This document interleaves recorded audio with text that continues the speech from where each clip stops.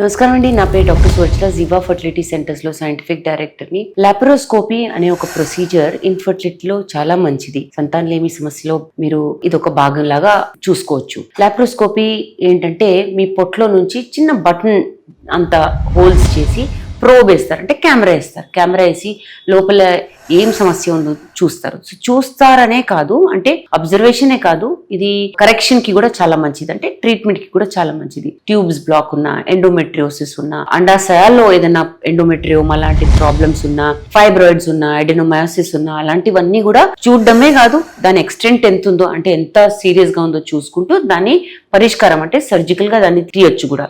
So laparoscopy అనే surgery మనకి ఇన్ఫర్టిలిటీలో, అంటే సంతానలేమి సమస్య ఉన్నప్పుడు చాలా మంచిది. ట్యూబ్స్ బ్లాక్ ఉన్న ఓపెన్ చేయగలిగితే లాప్రోస్కోపీలో చేస్తారు. లాప్రోస్కోపీ తర్వాత కూడా ప్రెగ్నెన్సీ అవకాశాలు 20-25% ఉంటాయి. సో లాప్రోస్కోపీ అనే ప్రొసీజర్ సంతానలేమి సమస్యతో బాధపడుతున్నప్పుడు ఒక మంచి ట్రీట్మెంట్ ఆప్షన్. కాకపోతే సమస్య ఏంటో, అసలు అవసరమా లేదా, అది చేస్తే పరిష్కారం ఉంటుందా లేదా అనేది జాగ్రత్తగా చూసుకునే చేయించుకోవాలి, చేయాలి. దీని గురించి ఇంకా వివరాల కోసం తప్పకుండా జీవా ఫర్టిలిటీ సెంటర్స్కి వచ్చేయండి. Thank you.